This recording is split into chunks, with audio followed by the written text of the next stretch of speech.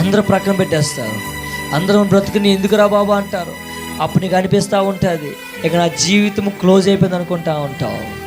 అప్పుడే నా యేసయ్య నీ జీవితాన్ని ముఖ్యంగా మార్చడానికి ఒక మెట్టు వేస్తాడు. హల్లెలూయా.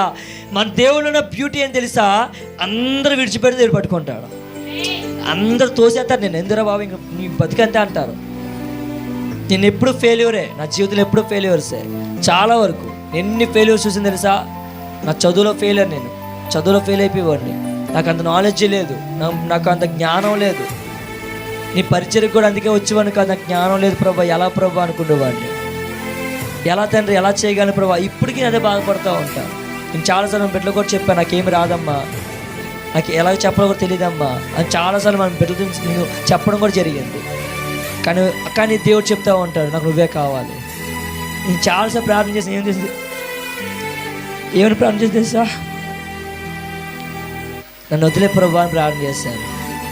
నన్ను వదిలే తండ్రి, సేవకుని పనికిరానయ్యా, నాకేమీ రాదయ్యా, నాకేమీ రాదు ప్రభా అని చాలాసార్లు ప్రార్థన చేశాను. నా భార్య తెలియదు, నన్ను వదిలే ప్రభా, నీ సేవకు పనికిరాను తండ్రి, అసలు నాకు ఎలా బోధించాలో తెలియదు నాయన, ఎలా మాట్లాడాలో తెలియదు ప్రభా, ఏ విధంగా నేను ముందుకు వెళ్ళాలో కూడా తెలియదు ప్రభా అని చాలాసార్లు ఏడ్చాను. నేను నిజం చెప్తున్నాను. పరిచయకు వచ్చిన తర్వాతే నన్ను వదిలే ప్రభా, నన్ను వదిలే ప్రభా అనుకుంటా ఉన్నాను.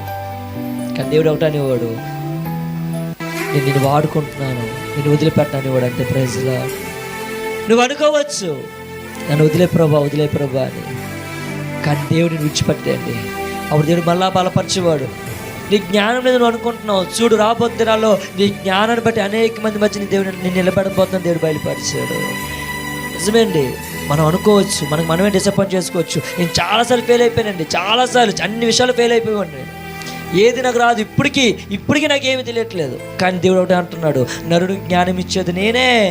మోషే అలాగే అంటా ఉన్నాడు, నేను మాట నేర్పనయ్యా, నేను ఎత్తువాడిని ప్రభా, ఎలా ప్రభా అంటా ఉన్నప్పుడు దేవుడు చెప్తా ఉన్నాడు, నరుడికి నోరిచ్చేది నేనే కదా, నేను ఏర్పాట్లో ఉన్నావు, నువ్వు పద మోసే అన్నాడు. అంతే యేసునామములో. మోషే పద అన్నప్పుడు ఒక వాగ్దానం ఒక మాట దేవుడు చెప్పాడు మోషే కోసం.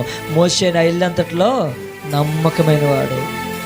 దేవుడికి కావాల్సింది జ్ఞానవంతులు కాదండి, దేవుడికి కావాల్సింది బలవంతులు కాదండి, దేవుడికి కావాల్సింది పరిశుద్ధులు కాదండి, దేవుడికి కావాల్సింది లోకంలో అందరికన్నా ఉన్నతమైన స్థానంలో ఉన్నాడు కాదండి.